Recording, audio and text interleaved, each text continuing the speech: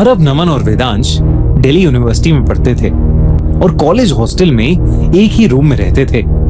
उनका पहला ही साल था और उन तीनों की काफी अच्छी दोस्ती हो गई थी। उन्होंने एक रात कैंपस को एक्सप्लोर करने का प्लान बनाया। उन्हें किसी ने बताया था कि उनके कैंपस के अंदर एक बहुत पुराना पीपल का पेड़ है जिसे लोग हॉन्टेड या शापित कहते हैं, लेकिन वहां किसी को भी जाने की परमिशन नहीं है। इसलिए उन्होंने प्लान बनाया कि वो वहां जाएंगे और उस पेड़ को देखेंगे। वो कॉलेज की एक दीवार टाप कर उस कंपाउंड में पहुंच गए जहां वो पीपल का पेड़ था। वो जितना बड़ा था उतना ही भयानक भी लग रहा था। उसके आधे पत्ते सूखे हुए थे और आधे जैसे सड़ गए हों। उस पेड़ पर कई चुन्नियां और धागे भी बंधे हुए थे। वेदांश ने मस्ती में दोनों को डेर दिया कि अगर उनमें से कोई भी उस पेड़ से एक चुन्नी निकाल के ले आएगा तो वेदांश उसे 2000 रुपए देगा। घबराए हुए नमन ने तो पहले ही मना कर दिया, लेकिन आरव एकदम से पेड़ की तरफ चलने लगा। नमन ने डरते हुए आरव को रोका और उस पेड़ की कहानी बताने लगा। उसने बताया कि ऐसा कहा जाता है एक लड़की को उसके बॉयफ्रेंड ने कई साल पहले मारकर उसे उस पेड़ के नीचे दफना दिया था। कहते हैं कि उस लड़की की आत्मा आज भी उसी पेड़ से जुड़ी है।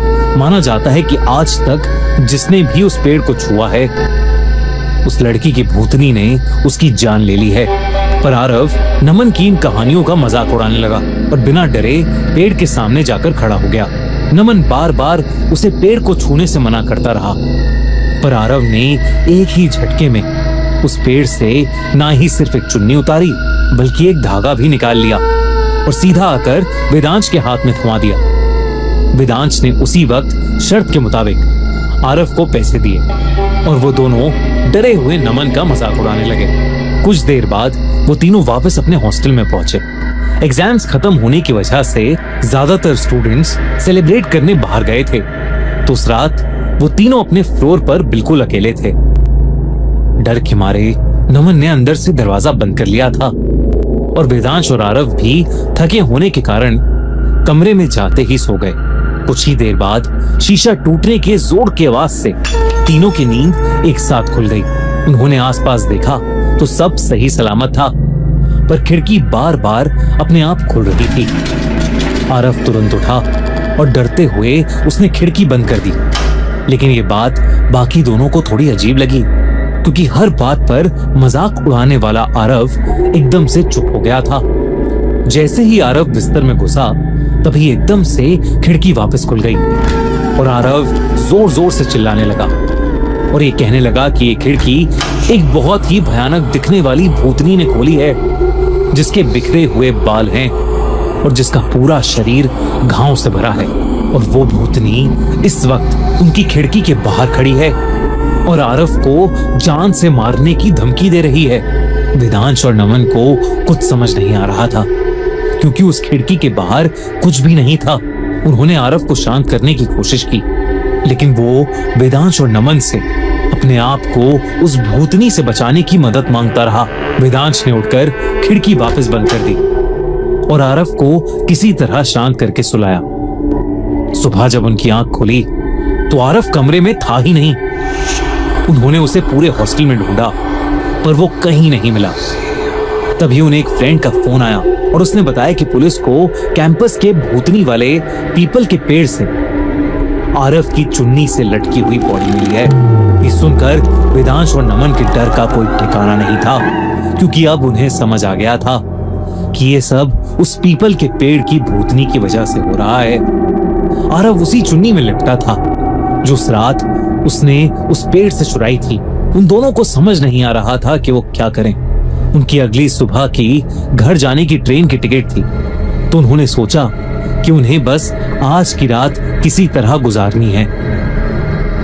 उस रात जब नमन की आंख लगी तो उसे बस वो पीपल का पेड़ दिखाई दिया जिसके अंदर से एक बिखरे बाल वाली घाव से भरी हुई एक भयानक दिखने वाली भूतनी निकलकर उसे अपने पास खींच रही है और नमन कुछ नहीं कर पा रहा है। अचानक से सपने में उस भूतनी ने उसका गला घोटना शुरू कर दिया और नमन की आंख अचानक खुल गई। नमन डर के मारे पसीने पसीने हो चुका था, पर उसका ध्यान अपने से ज्यादा अपने सामने बैठे वेदांश पर गया, जो दुबक कर कांपता हुआ बेड के कोने में बैठा किसी चीज को देखकर कुछ बड़बड़ाए जा रहा था।